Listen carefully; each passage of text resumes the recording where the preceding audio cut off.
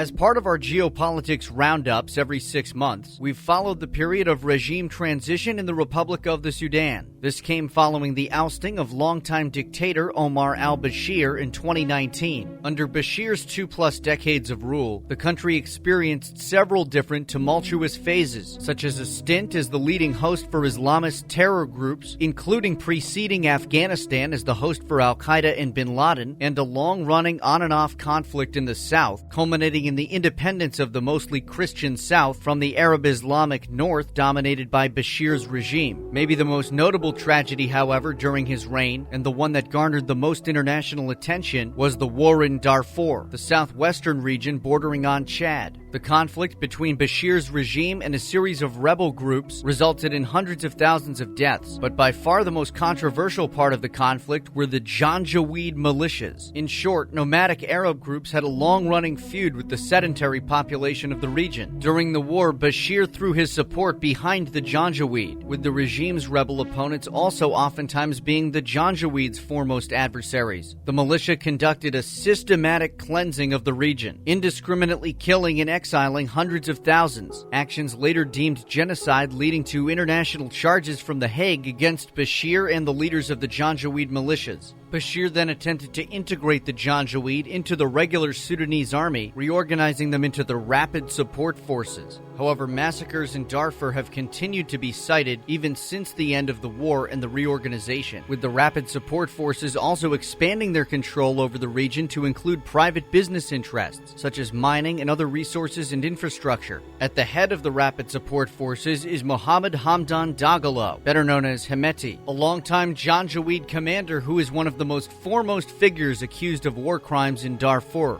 He participated, along with General Abd al-Fattah al-Burhan, in the 2019 coup that ousted Bashir, turning on his old patron when the winds were blowing in the other direction. While the promised transition to democracy was underway, Hemeti supported General Burhan's 2021 coup against the civilian Prime Minister Abdallah Hamdok. While this still left open a transition to civilian rule, in reality it cemented al-Burhan's new grip on the country. This was most dissatisfying to Hemeti, with the general expressing regret for his continued support of Burhan, calling it a, quote, mistake in February 2023. The relationship between Hemeti's Rapid Support Forces and the Sudanese army of Burhan continued to rapidly deteriorate in the following months, mainly over issues such as which resources and infrastructure should be controlled by each faction. Eventually, on April 15th, open clashes began. Hemeti's Janjaweed rebels rapidly took control of Darfur and other areas of the southwest. Meanwhile, the most intense action took place in Khartoum, with all the critical sites and infrastructure coming under contest by both sides, including the residences of both Burhan and Hemeti. The fighting in the capital turned the situation into an international crisis, with thousands of foreign personnel, including both diplomats and civilians, now desperate to get away from the rapidly intensifying fighting.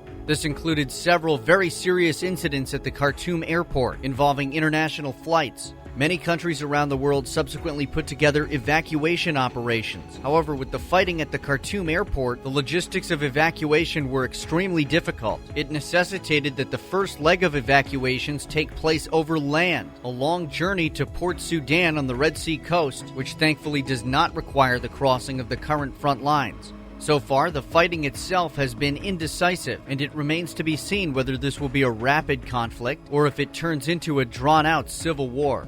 If it does turn into the latter, international support for both sides could also become a crucial factor. In any case, we will certainly be following along, and we'll be back with an update on this conflict in just over a month as part of our 6-month geopolitical roundup coming up in June. Our thoughts are, of course, with all the civilians affected, with nearly 600 deaths recorded in the conflict so far, many of them non-combatants. Thank you so much for watching. Make sure you help out the channel by giving a like and leaving a comment. If you like this content, please subscribe for more. Check out the project that forms the basis for these videos at apoliticalworldmap.org. And if you can, please sign up for our Patreon and help support the channel. Thank you again for watching. I'm Alex. I am out.